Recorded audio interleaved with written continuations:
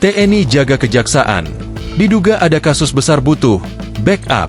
Pengamat politik dan militer dari Universitas Nasional, UNAS, Slamet Ginting menduga ada kasus besar yang ditangani oleh Kejaksaan Agung, Kejagung, sehingga anggota TNI dikerahkan untuk menjaga kantor-kantor kejaksaan.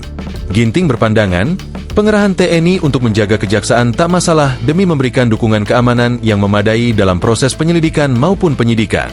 Saya kira akan ada program besar, misalnya, penyelidikan atau penyidikan kasus korupsi, kasus tanah, kasus penambangan, dan lain-lain yang terkait dengan kekuatan besar sehingga harus di-backup oleh TNI, kata Ginting, Jumat, 16 Mei 2025. Ginting menambahkan, dalam konteks operasi militer selain perang, Kejaksaan Agung dapat dikategorikan sebagai objek vital nasional strategis.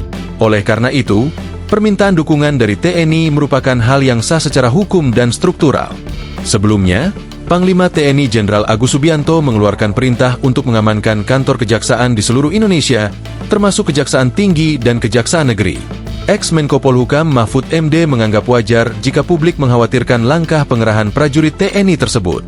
Sebab, publik akan berpikir bahwa langkah tersebut bertujuan untuk mengintimidasi dan mengintervensi penanganan perkara oleh kejaksaan, bukan sekadar melindungi. Ya mungkin saja, bahwa masyarakat sipil mengkhawatirkan itu saya paham.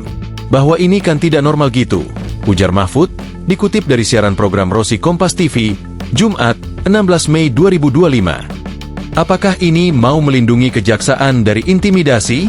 Bisa saja, sambung dia. Meski begitu, kata Mahfud, pemikiran bahwa Kejaksaan Agung, Kejagung, meminta TNI dalam rangka mencari perlindungan tambahan juga tak bisa dikesampingkan. Dia menyinggung kembali kasus penguntitan Jaksa Agung Muda Bidang Pidana Khusus, Jampitsus, di tengah penanganan perkara korupsi timah.